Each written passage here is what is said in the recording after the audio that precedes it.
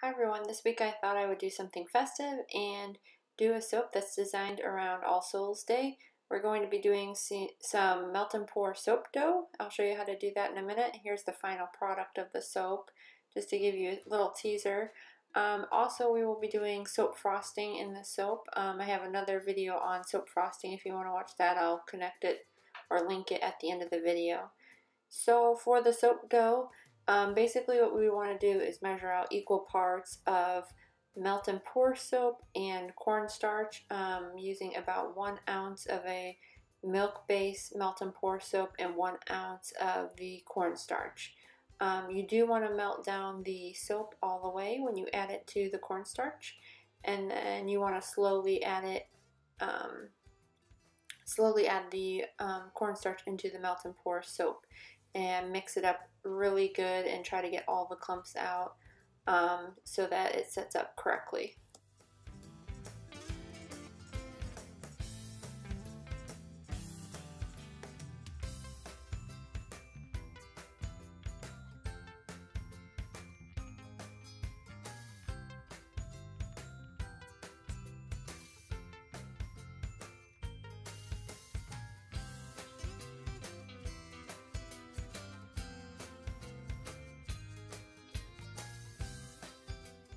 Once the soap gets to this consistency, you can go ahead and set it aside and let it finish setting up. I went ahead and put some on some parchment paper and I let it sit for about 3 to 5 minutes so it would start to harden. And you can't really overwork this because the melt and pour soap actually starts to make the soap pliable again when your body heat comes in contact with the soap. So see, it's very easy to roll and to shape it the way you want. So I'm going to start off by making the candy sugar skulls, and I'm just using some cake fondant tools, or you can use clay tools to kind of do the details on the actual embeds, and I'm just poking in little holes for the eyes, and then I have another tool for the mouth and another tool that I'm going to use for the little nostril area on the skeleton. So I just wanted to show a couple examples of me making the little shapes, and some of them I actually ended up painting. I wasn't 100% happy with the painted look. I thought I was going to bring out the detail, but it just kind of looked a little bit messy in my opinion. I just used some activated charcoal and rubbing alcohol to paint them and do some extra embellishments on it.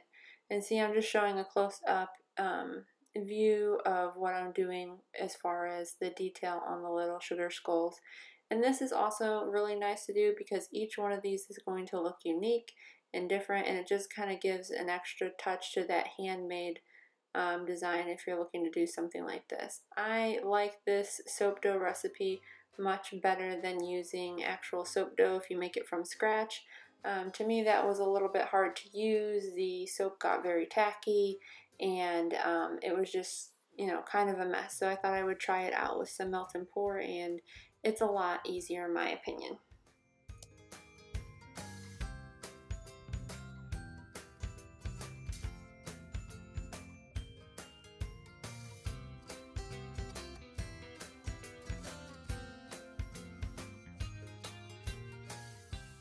For the final touch on these little embeds, I went ahead and dusted everything off with a light dusting of this Mista Gold mica from Nurture Soap, just because everything's better with glitter, of course, and it makes it more fun. So I wanted to go ahead and give it some extra pizzazz. I didn't want the glitter to be on the whole top of the soap. I really just wanted it to be on the candy sugar skulls because I thought that would be the highlight and the cute part of the soap. So I just wanted to draw some extra attention to the little embeds.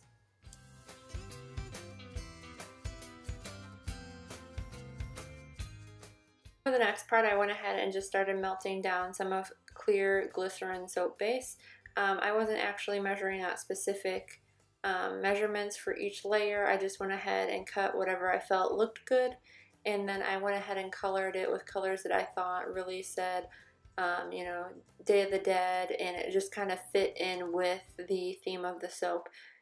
And the fragrance oil I am using is All Souls Day from Nurture Soap. This fragrance smells really delicious. This fragrance oil can be compared to Lush Brand Day of the Dead fragrance oil. I found it kind of uplifting. It was a little bit musky to me as well. I would say it would be great unisex soap. It's not really my favorite, but we'll just see what others think of it. I just want to show you too that I'm using something to prop up the mold, so that when I pour the layers, they're at a diagonal. I just thought that would be a nice design element for this. And I just wanted to, you know, practice doing layers where there are different sort of designs and angles with melt and pour soap. So each layer I just went ahead and poured in pretty hot, and then once it started to set up a little bit, which was after a few minutes, I went ahead and started scoring it and prepping it and getting it ready for the next layer, and making sure that the skin was, you know, not going to break through or let the soap fall through. Even though it did on the orange layer, it came through a little bit, so that orange layer isn't exactly how I want it, but it also turned out kind of neat, and I don't mind the design at all.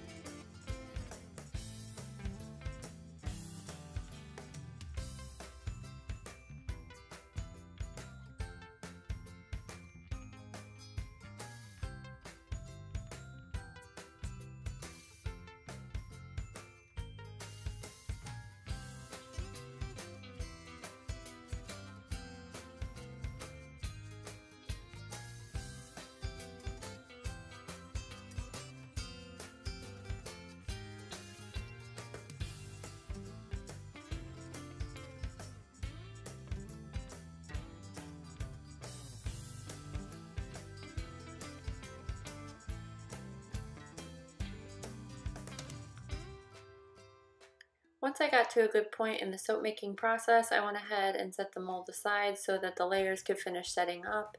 And then I went ahead and started making more embeds for the soap, or little embellishments on the top. I made a little bit more of that soap dough, and I kind of just split it up into two parts, and then colored each of those little balls after the soap dough was made. And it was really easy to incorporate it. I just kind of sprinkled a little bit on each one, and then I just, you know, took my fingers and hands and mashed in the color, and then I kind of mashed the two colors together to get like a nice marbling look of the different colors of the soap dough, if that makes sense.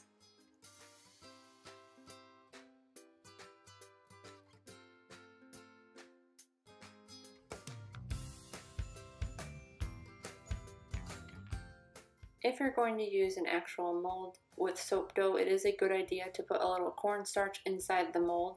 The reason we are doing this is so when we go ahead and push the soap dough in there and release it, it is easier for the soap to come out of the mold, and it comes out clean rather than sticking to the mold.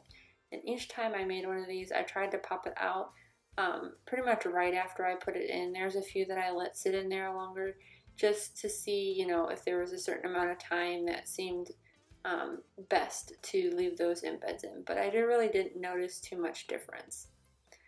Now I'm going to start making the frosting for the top of this soap, and basically I'm just adding in the mica and the coloring. I wanted it like a dark purpley gray color, so I went ahead and melted down 4 ounces of melt and pour base. I'm adding 2 tablespoons of the glycerin soap, just to give it some extra bubble, and so that it keeps that soap consistency. And also I'm doing this because it makes it easier to mix in the colorant. You're not stirring as much, and it, in my opinion, got incorporated much quicker when I did it this way, as opposed to some of the other frosting that I tried to do a couple weeks ago. And then once all of the frosting is, or all the colors are mixed in, you're ready to start making the frosting itself.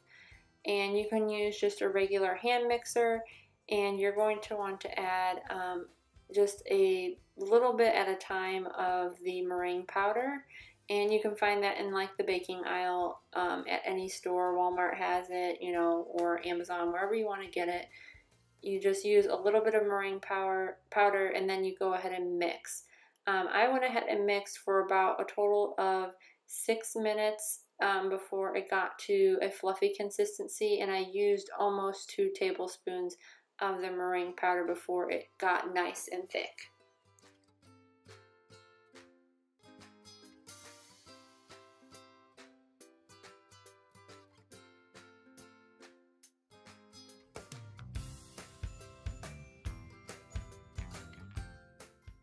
This is the ideal consistency you want the soap to be at, and you do want to move quickly because I found with this melt and pour sort of soap frosting, it's not as much time to play with it like as if you were doing this with cold process.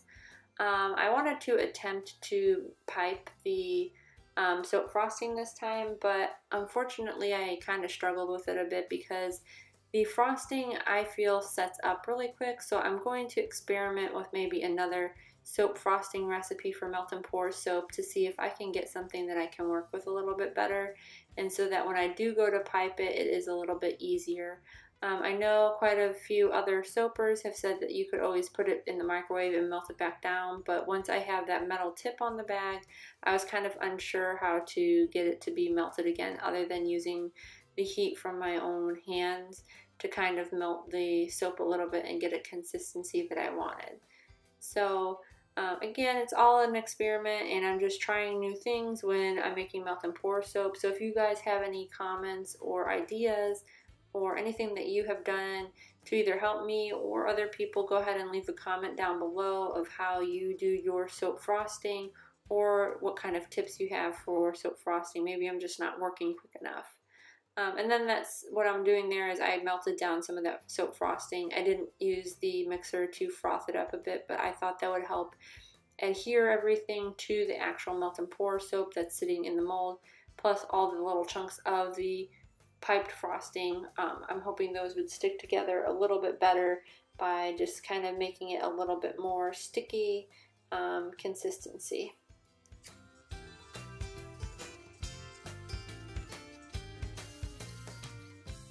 Now time for the fun part, to decorate the top. I am sorry that the footage that I filmed didn't come out well for this, but basically I'm just plopping on the little sugar skulls I made plus the little flowers, and I'm doing that almost immediately after I have piped the top of that soap frosting, so everything has time to set up, and I'm hoping that the frosting at this point, you know, makes everything stick and stay together. So there's a good close-up of what the soap looks like before I cut it.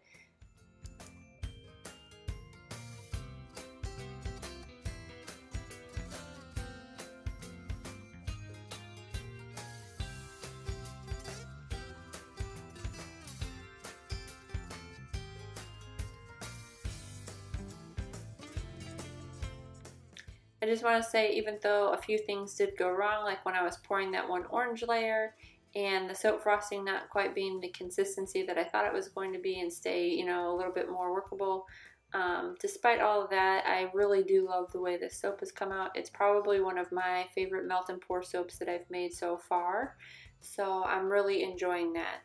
And for these soaps, I went ahead and made the bars a little bit wider and chunkier because I didn't build them up as much because of the frosting, so I only cut 3 bars out of this mold. Normally I cut about 4 or 5 bars when I use this soap mold, but for this project we just stuck to 3 because I thought it would be, you know, nice size bars. I just want to thank everybody for watching, and then don't forget to like and subscribe to the channel, and I will be posting more melt and pour soap tutorials soon. And like I said, thanks for watching, guys. I appreciate it.